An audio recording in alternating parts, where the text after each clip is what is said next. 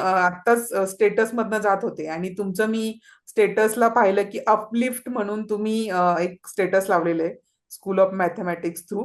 तर ते अपलिफ्ट आणि ऑनलाईन लर्निंग याचं तुम्ही कशी सांगड घालाल, म्हणजे नक्की काय हे आम्हाला ऐकायला आवडेल तुमच्याकडनं. अपलिफ्ट हा एक असा प्रोग्राम आहे. काय होतं की वर्षभर मुलांना वेगवेगळ्या ऍक्टिव्हिटीज कराव्या लागतात. मुलं बरोबर. शाळेमध्ये जातात, खेळाच्या ऍक्टिव्हिटीज असतात, हम्म. क्लासेस असतात, वेगवेगळ्या गोष्टीमध्ये एंगेज असतात. हो. आणि त्या सगळ्या गोंधळामध्ये त्यांना लाईव्ह जॉईन होता येत नाही, किती इच्छा हम्म. असेल तरी. बरोबर आहे सर. प्रत्येकाच्या वेळा वेगवेगळ्या असतात. मग हम्म. विद्यार्थ्यांना लाईव्ह जॉईन होता येत नाही.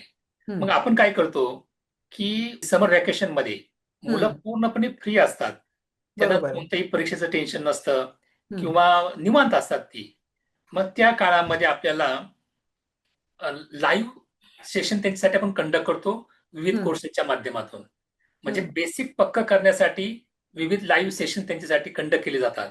आणि बर. हा जो विविध कोर्सेसचा जो एकत्रित इनिशिएटिव्ह आहे किंवा उपक्रम आहे, त्यालाच आपण अपलिफ्ट नाव दिलेलं आहे. बर. त्याच्यामध्ये एकूण 3 लाईव्ह कोर्सेस आपण कंडक्ट करतो. एक म्हणजे फाउंडेशन ऑफ अरिथमॅटिक, दुसरा मास्टरिंग इक्वेशन आणि तिसरा 10th बेसिक्स ऍक्ट पॅटर्न. हे 3 बरोबर. कोर्सेस लाईव्ह अच्छा. उन्हाळ्यामध्ये आपण विद्यार्थ्यांसाठी कंडक्ट करत असतो. आणि त्या तिन्ही कोर्सेसला एकत्रितपणे आपण अपलिफ्ट असं नाव दिलेलं आहे, की अच्छा. जेणेकरून मुलं उन्हाळ्यामध्ये पुढच्या वर्षीच्या अकॅडमिक इयरसाठी एकदम परफेक्ट बनली पाहिजेत. असा त्या बरोबर. अपलिफ्ट या प्रोग्रामचा, त्याला समर लाईव्ह बेसिक्स प्रोग्राम आपण म्हणतो, हम्म. असा त्या प्रोग्रामचा उद्देश आहे. सर मला त्या संदर्भात एक विचारायचे की हा जो अपलिफ्ट हा कोर्स आहे हा फक्त 10th क्लाससाठी आहे की बाकी कुठल्या क्लासेससाठी अवेलेबल आहे. अपलिफ्ट हा उपक्रम 5th स्टँडर्ड पासून इव्हन 4th स्टँडर्ड पासून 10th स्टँडर्ड पर्यंत सर्वांना उपयुक्त आहे. ओके. त्याच्यामध्ये प्रत्येक कोर्स जो आहे त्याचं एक ऑब्जेक्टिव्ह ठरलेला आहे. For example, foundation of arithmetic याच्यामध्ये 5th 6th 7th स्टँडर्डचा पूर्ण बेस आहे. मुलांना साइन कन्फ्युजन होत असेल, त्यांच्या सिली किंवा केअरलेस मिस्टेक्स होत असतील, गणिताची भीती वाटत असेल, तर ह्या सगळ्या गोष्टी इलिमिनेट होतात फाउंडेशन ऑफ अरिथमॅटिक. आणि हा कोर्स 4th स्टँडर्ड पासून 10th स्टँडर्ड पर्यंत सर्व विद्यार्थ्यांना, सर्व बोर्डच्या विद्यार्थ्यांना उपयुक्त आहे. दुसरा आहे मास्टरिंग इक्वेशन्स. हा पण सर्व बोर्डच्या, सीबीएसई असो, आयसीएसई असो, स्टेट बोर्ड असो, सर्व विद्यार्थ्यांना अगदी 5th स्टँडर्ड पासून 10th स्टँडर्ड पर्यंत उपयुक्त आहे. आणि ह्या कोर्समध्ये इक्वेशन ही इतकी महत्वाची कन्सेप्ट आहे की मी असं सांगतो बऱ्याच वेळा विद्यार्थ्यांना, पालकांना, 70% to 80% अल्जेब्रा, जॉमेट्री हा इक्वेशन्स वरती बेस्ड आहे.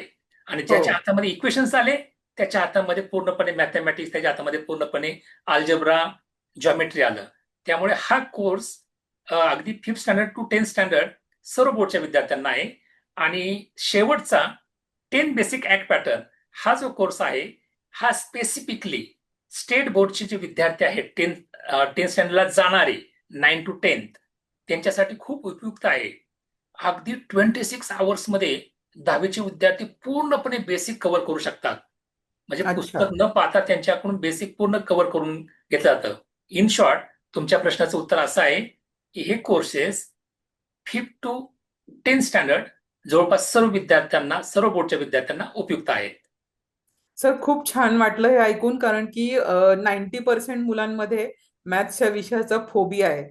सो मला नक्कीच वाटतंय की हा जो तुमचा अपलिफ्ट हा प्रोग्राम आहे हा सगळ्या विद्यार्थ्यांना खूप फायदेशीर ठरेल आणि त्यांच्या मॅथ्सची भीती घालून त्यांना जास्तीत जास्त मार्क्स मिळतील.